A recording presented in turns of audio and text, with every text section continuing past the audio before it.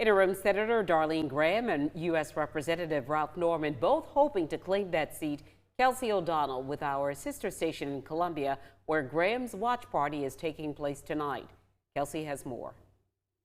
2 weeks ago, Darlene Graham was one of 10 candidates hoping to win that open U.S. Senate seat for the special Republican primary election that was once held by her late brother, Senator Lindsey Graham. Graham didn't win the primary outright, but did receive the most votes with about 33%, pushing the race to a runoff election with Representative Ralph Norman. Today, Graham cast her vote at a church in Lexington. She's spent the past 2 weeks busy campaigning across the state. Graham welcomed President Trump to Myrtle Beach for a rally and joined him last night for a town hall in a final push ahead of Election Day. Throughout the campaign and during debates, Graham has made her position known on issues including transgender athletes in sports, abortion, and the economy. She's also faced questions about her limited experience with national security.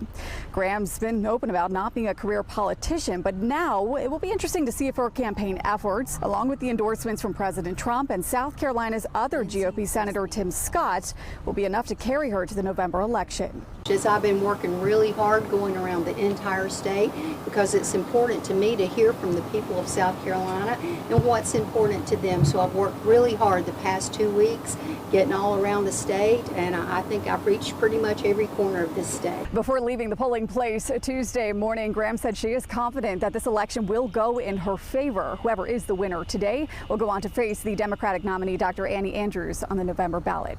Reporting in Columbia, I'm Kelsey O'Donnell.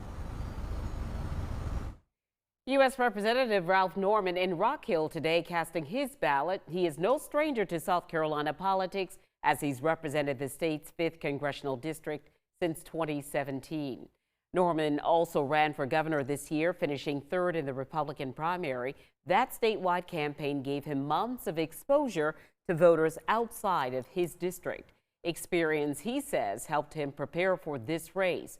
But one of the biggest questions tonight is how much weight President Trump's endorsement for Darlene Graham will carry. Norman did not get the president's endorsement, but he has support from other well-known state conservatives, including Congresswoman Nancy Mace, former Governor Mark Sanford, and Mark Lynch, who also ran in the primary. But Representative Norman says he is not worried about being the underdog.